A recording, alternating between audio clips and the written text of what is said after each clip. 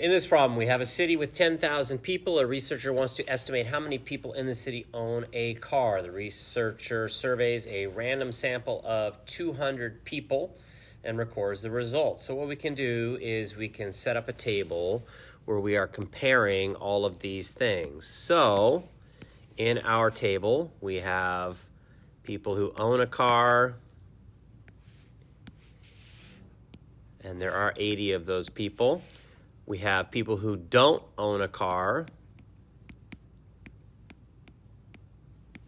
and that would be 120 people. And then we're comparing that to the total amount, which is 200 people. And by the way, that 200 people comes from 80 plus 120. Now, it says that based on the sample results, estimate the number of people in the city's population that own a car and the number that don't own a car. Complete the bar graph to show your estimates, round to the nearest 500. So there are 10,000 people in the city. So what we can do, like we've done many times with ratio tables, is we can try and figure out what we have to multiply 200 by to make 10,000. And if you can't do that in your head, then you can work backwards by dividing. So 10,000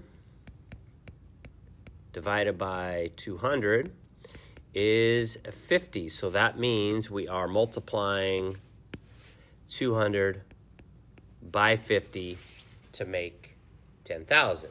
So since we're trying to create equivalent ratios here, we're going to multiply by 50 here, and we would multiply by 50 here. So 80 times 50 is 4,000, and 120 times 50 is 6,000. So what we need to do here is we need to take our bar graph and drag that up to the corresponding parts. So owning a car, it was 4,000 people, and this is in thousands. So we would drag that up to 4 to represent 4,000, and we would drag this up to 6 to represent 6,000. And once again, these are in thousands. That's why this represents 4,000, and that's why this represents 6,000. And if we submit, we can see that that is correct. Here we have a bag that contains 300 marbles. Some are purple, some are orange. And a student performed an experiment by reaching the bag and pulling out a random sample of 20 marbles. She recorded that 16 were orange and 4 were purple. So we have orange marbles, purple marbles, and a total amount. So when she reached in, there were 16 orange, 4 purple, and she pulled out 20 altogether, and the 20 comes from 16 plus 4. So the question is, if this is a representative sample, how many marbles out of the 300 were orange? So what that means is if the total amount was 300, how many orange would there be? Well, we've done lots of ratio tables before, so we could try and figure out what we have to multiply 20 by to make 300, and we could, of course, work backwards to figure that out. And that would be 15. So what that means is that 20 times 15 is 300, and since we're only looking for orange marbles, we really only have to figure 16 times 15, and that would be 240. If you were asked for purple, you could do the same thing there, but we're only asked for the orange in this problem. So 240 orange marbles.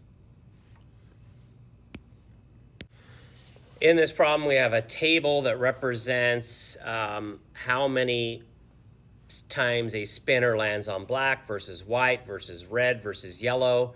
And we do have 4 equal sections here. because it tells us that right here. So that's if the spinner was spun 100 times. But what if it was only spun 25 times and we were trying to figure out how many times it would land on yellow? Well, since we're only concerned with yellow here versus the total amount, right here, this tells us that when we spun the spinner 100 times, it landed on yellow 28 of those times. But the question is, what if we only spun it 25 times? And so just like many ratio tables that we've done, we can go left to right or top to bottom. I'm going to go top to bottom. To get from 100 to down to 25, we would have to divide by 4. So we would have to divide by 4 here to create equivalent ratios. So that means it would have landed on yellow 7 times.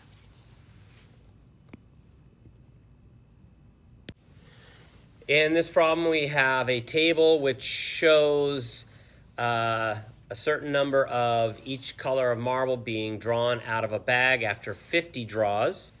And it says, if we assume that each marble will continue to be drawn out at the same rate, how many white marbles will you draw if you draw 400 marbles altogether? So our focus in that table is really on the white marbles. So we drew 15 white marbles out of the original 50 draws. And the question is, if we drew 400 marbles altogether, how many white ones would we draw? Well, just like all the ratio tables we have done this year, we can go left to right or top to bottom. It looks like it's easier going top to bottom. So 50 times 8 is 400, and we could get that if we can't see that in our head by working backwards. 400 divided by 50 is 8, so that means we would multiply 15 times 8, and that is 120. So that means there are 120. We would expect to pick 120 white marbles if we drew 400 altogether. In this problem, we have a 6-sided number cube with the numbers 1 through 6, and it's rolled 150 times. What is a good prediction for the number of times a 5 will be rolled? Well, there's only one number 5 out of the total of 6 numbers on the number cube. But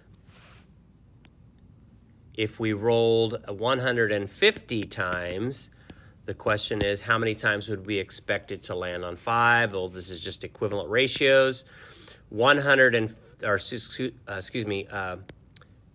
6 times 25 is 150, and we could get that by working backwards. 150 divided by 6 is 25. So therefore, 1 times 25 is, we would expect it to land on a 5 25 times.